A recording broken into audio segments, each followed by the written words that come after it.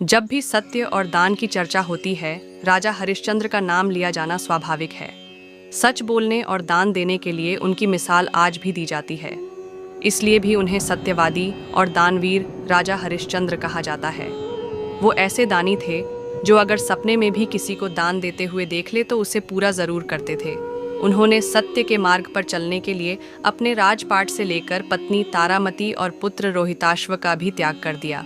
भले ही अपनी सत्यवादी और दानवीरता छवि के कारण राजा हरिश्चंद्र की काफी लोकप्रियता थी, लेकिन उनका पारिवारिक जीवन अत्यंत दुखी रहा।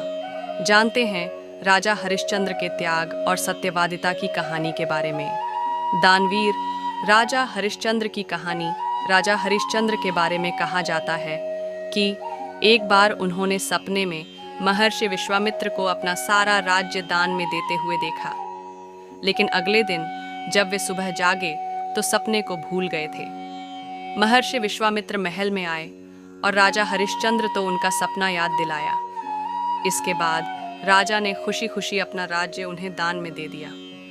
लेकिन दान के बाद दक्षिणा की बारी आई तो वे बोले, पहले ही सब कुछ मैंने दान कर दिया, अब दक्षिणा के लिए धन कहाँ से लाऊं? बहुत विचार करने के बाद राजा हरिश्चंद्र ने खुद को बेचने का फैसला किया और काशी की ओर चल पड़े। इधर रानी तारामती और पुत्र रोहिताश्व को एक व्यक्ति ने खरीद लिया। उधर राजा हरिश्चंद्र को श्मशान के एक स्वामी ने खरीद लिया। हरिश्चंद्र की पत्नी उस व्यक्ति के घर पर बर्तन मांजने और चौका चूल्हा का काम करने लगी। वहीं कभी सिंहासन पर बैठने वाले राजा हरिश्चंद्र श्मशान का काम करने लगे। एक दिन राजा के पुत्र रोहिताश्व को सांप ने डंस लिया, जिससे उसकी मौत हो गई। लेकिन तारामती के पास कफन तक के पैसे नहीं थे।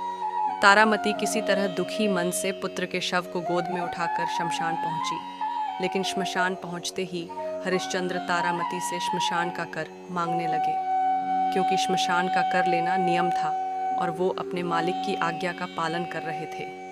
राजा हरिश्चंद्र पत्नी से बोले कि श्मशान का कर तो देना ही पड़ेगा।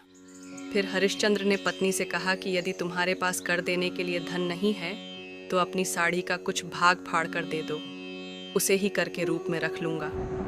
लाचार होकर जैसे ही तारामती ने अपनी साड़ी फाड़ना शुरू किया, उसी समय तेज गर्जन हुआ और विश्वामित्र प्रकट हो गए। विश्वामित्र बोले, हे राजा, तुम धन्य हो।